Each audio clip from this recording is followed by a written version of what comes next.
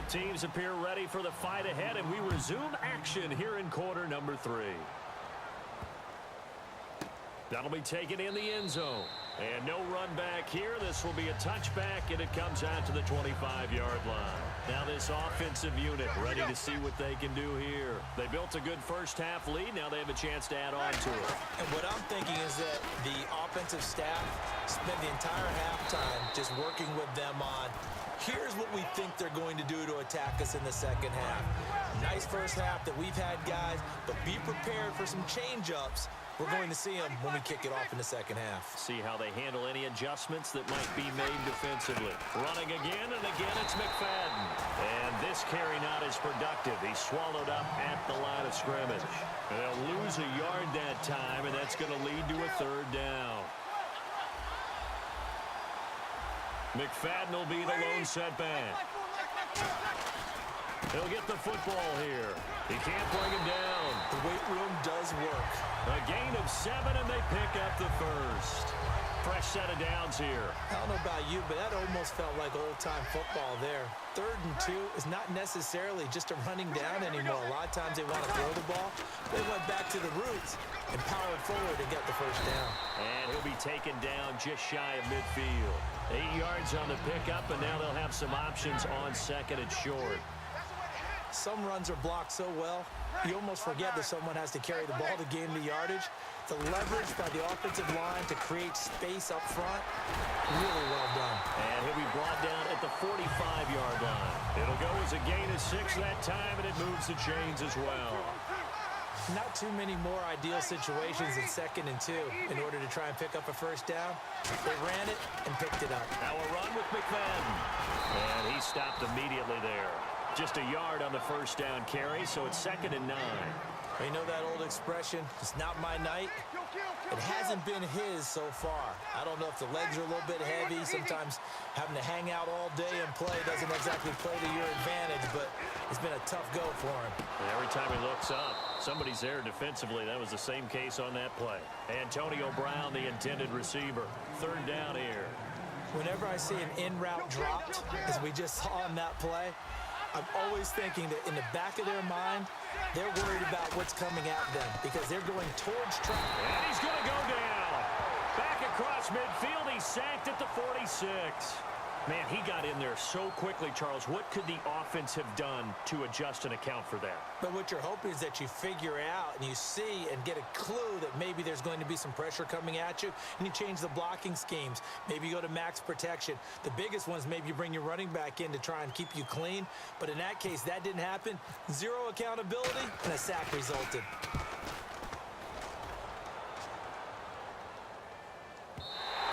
And this will hit just beyond the goal line as it's into the end zone for a touchback. Now we'll look at the Chargers offense. They get ready for their first possession of the second half. They were able to get the stop defensively, and now a chance to turn that into points on the offensive end. Can you imagine what the grease board looks like at the half? Because no, tell me. That's exactly what they printed up. Stop them on defense, get the ball back for our offense, and go downfield and score some points. Now, the last part remains to be seen, but they got the first part done very well. Do people use grease boards, or you mean the magic marker board? Yeah, those two. Give them 10 yards on that one, and that'll earn them a fresh set of downs. When you run a screen pass really well, you got to like the look of it because so many parts come together to make it work well. The offensive linemen, where they're faking people out, the back slipping out there, catching the football, then all of them going together as one unit downfield. A really nice pickup. Looking to speed things up here, going with some tempo. Wentz now on first down. Looking for his tight end Rudolph, and it's intercepted. Picked off by Levante David. And his guys will set up shop at midfield at the 50-yard line. So out now comes the offense back onto the field. They're out in front. Last time they had to punt it away. We'll see if they can add to their lead now. They don't want to go out and punt it away again. This team now wants to get a cushion, put people away. They want to run their offense and have it end up in the end zone. 2 yards on the pickup there. It'll be 2nd and 8. In my book, that's running the ball well but with intelligence. How about him keeping the clock moving, staying in bounds? Yeah, even though it's the third quarter, you're thinking ahead, aren't you? This is where your running game can really help you with a lead in the second half. I agree totally. It's not just end-of-the-half situations that you worry about the clock. It's throughout the game. And with a lead, stay in bounds. Make them fight harder to try and catch you. Now Breeze. And intercepted. Maybe the turning point they need. Picked off by the linebacker, Brian Cushing. And the return out shy of midfield to the 46-yard line. So out come the Chargers. And following the interception, just any interception, are you a little bit more cautious when you start that next drive, or no, you just throw that out the window? I think you are. I don't think that there's any way you can run back. Looking for Tate, and it's intercepted. A great read, and it's picked off. And his crew will take over with a football at the 35-yard line. Now this offense ready to take over again. And following the interception, we'll see what they can put together on this drive. I hear my old college coach right now. He always used to tell us before every game, the teammate. And now look at this. Big gain, but a fumble. And picked up by the Chargers. And his guys are going to take over at the 31-yard line. And now San Diego getting set to go. Now last time wasn't pretty. One play and an interception. We'll see if they can do better.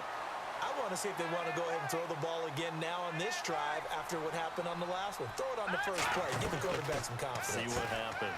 And Thomas has it. And brought down, but not before reaching the 45-yard line. Give them 13 on the pickup there. And that'll be good for San Diego first down.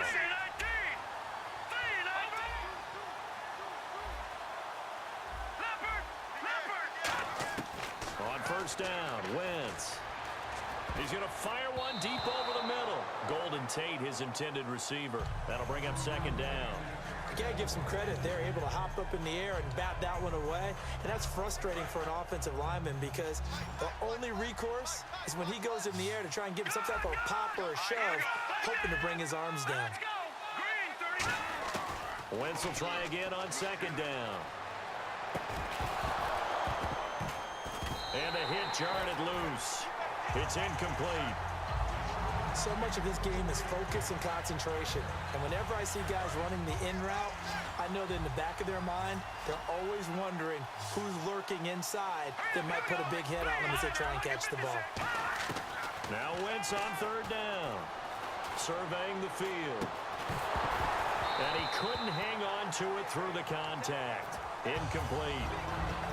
And he still doesn't have a catch. We're into the second half. I think it's a little bit of a surprise to me, but that was one he should have caught. Absolutely. That was his best opportunity right there. He dropped it. And they're indeed going to go for it here on fourth down. So trailing here in the last quarter. Let's see how this plays out. Now Wentz got to have this one. To the sideline, and he's got it. They say the feet are down. Yes, the line judge says they're in. That'll be a first down. And now it looks like they're going to be in the hurry-up.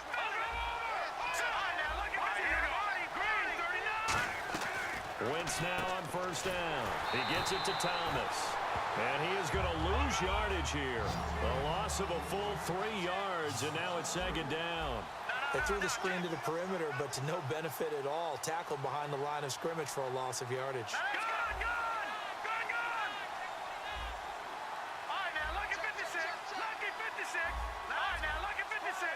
And they're going to speed things up here. Now Wentz finding time. He's going to fire one deep, middle of the field. And for a third time tonight, he's intercepted. Picked by the Hall of Famer Mel Blount. And a big turnover there as his guys will get the football back. Out comes this offensive unit as they get set to take over here. And last drive, obviously not what you're looking for. You've got the lead. You've got to protect the football. So in other words, someone got lucky because they've been moving the ball really well and wearing them down. In this case, though, giving up the football doesn't make them very happy. They can't wait to get back out there and atone for it. Yeah, try to atone for it here on this drive. Running again on first with McFadden. And he'll be taken down right around the 34 after a pickup of only a yard. And now the Chargers are going to look up here and signal for a timeout. It's just their first. They'll be down to 2 remaining as we step aside here in the fourth quarter. On second down, here's Breeze. Muscles him off. And the pressure gets to Breeze as he's taken down. And now the Chargers are going to signal for another timeout. That's going to be their second. They'll be left with one more plus the 2-minute warning. And we'll be back. On 3rd and long, it's Breeze. He's going to let this one go deep. And intercepted. Maybe the turning point they need. Picked off by the linebacker, Brian Cushing. And they are going to set up shop at the 40-yard line. And now San Diego getting set to go. And with 3 interceptions thrown already, we'll see. Do they rely more on the ground game here? They may have to change things offensively to try and settle things down. And all the way in. Touchdown, San Diego. Isaiah Crowell, his second touchdown of the night. And the Chargers are able to make this a close game again. And this is up and good to make it a 17-14 game.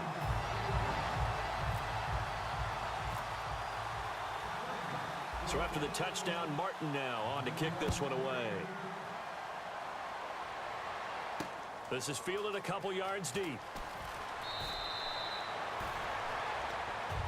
And here now the offense heading back out there. And at this stage of the game, time a factor, time on their side as they just try to eke out the final precious moments of this one. They start the drive with McFadden. And he's going to lose yardage here back to the 12-yard line. Time for a break. We'll come back, see what transpires after this.